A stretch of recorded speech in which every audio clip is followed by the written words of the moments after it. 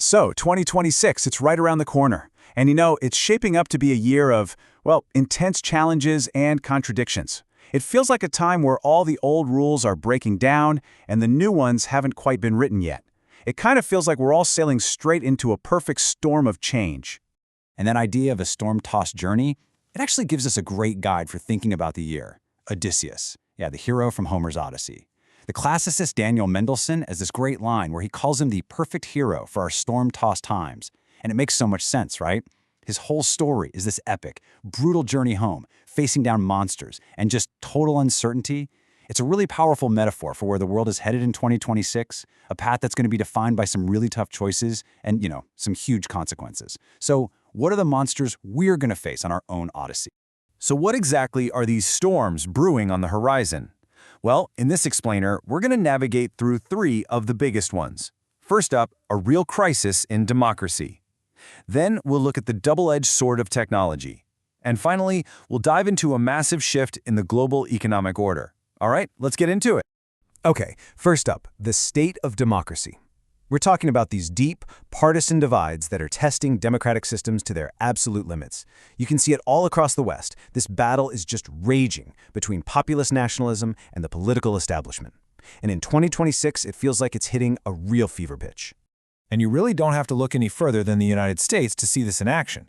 In July, the country is set to mark its 250th birthday, its semi-quincentennial. Now, you'd think this would be a moment of unity, right? But instead, the celebration itself has become a symbol, a perfect snapshot of just how politically fractured the nation really is.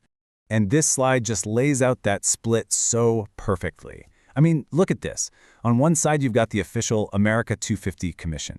This was created by Congress, and the whole idea was to be bipartisan. On the other side, President Trump's Task Force 250, created by executive order to push a very, very specific version of American history. You've got two commissions, two totally different stories for one birthday. It's pretty tough. And look, this isn't just about throwing a party. It goes way deeper. As George Orwell famously wrote, "Whoever controls the past controls the future." This is a high-stakes battle for America's national story. Each side is trying to shape the country's identity for generations to come. But this democratic stress test, it's definitely not just an American thing. If you look across Europe, a very similar battle is playing out. You have these populist parties challenging the political firewalls that have for a long time kept them from getting any real power. And this table here, it really shows you the key flashpoints. Take Germany, for instance. The AfD is polling so strongly in state elections that it could actually breach the Braunmauer, that's the firewall, for the first time ever. Then you've got France, where all this government instability could easily trigger new elections, which might just hand Marine Le Pen's national rally the Prime Minister's office.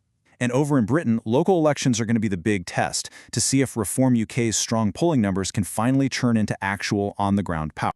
All right, the second major storm front we're facing is all about technology.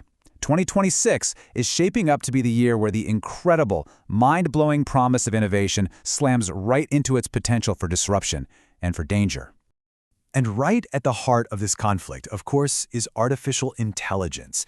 We've kind of moved past the, wow, look what this chatbot can do phase, and we're now in a full-blown investment mania. It's all built on the promise that AI is going to transform, well, pretty much everything. And the sheer scale of this bet is, well, it's just mind-boggling. One estimate projects that $7 trillion will be poured into AI by the end of the decade. $7 trillion. It's a financial boom that is completely banking on this technology succeeding. But here's the massive reality check.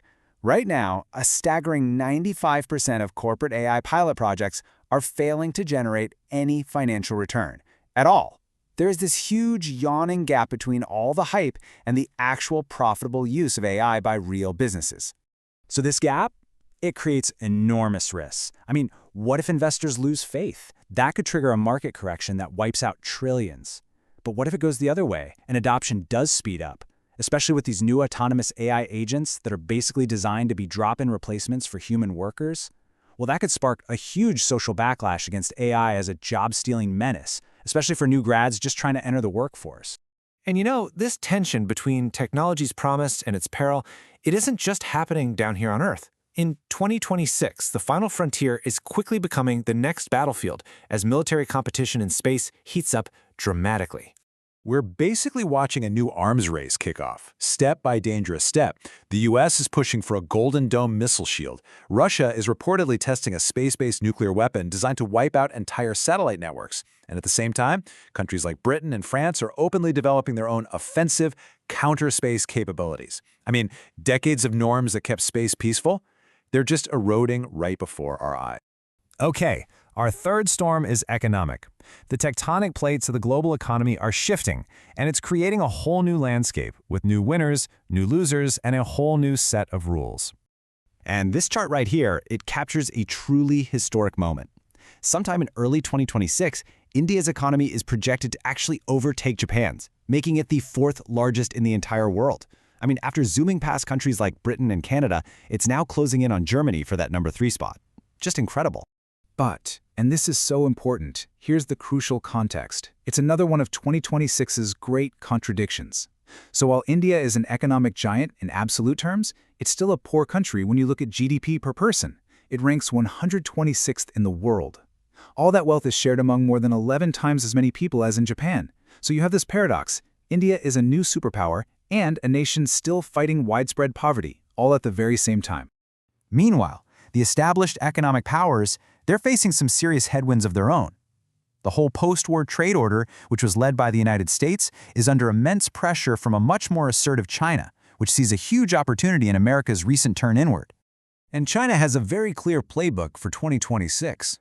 It's doubling down on tech self-reliance, trying to get around U.S. sanctions. It's using its role as host of the APEC summit to paint itself as Asia's most reliable economic partner, and it's signing trade deals everywhere, with ASEAN, the Gulf states, you name it, all while trying to handle its own domestic slowdown by pushing more exports out into the global market.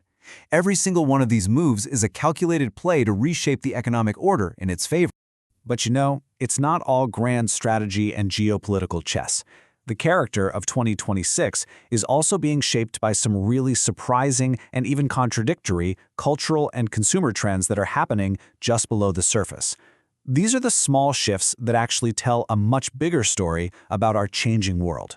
Like for instance, 2026 is the year the world officially hits peak wine, which is a fascinating sign of how tastes and lifestyles are changing globally. It's also the year that weight loss drugs are set to go truly global. Patents are expiring, which could make them accessible to billions and totally reshape public health. And get this, after more than 230 years, 2026 is the year America is finally set to say goodbye to the penny. A tiny change, sure, but one that says a lot about economic evolution and, just letting go of the past. So as we navigate our way through this turbulent year, one thing becomes crystal clear. 2026 is really defined by its unresolved conflicts. It's a year of huge contradictions, of booms and busts, of new powers rising while old alliances fray, of immense promise and, at the same time, of equal peril.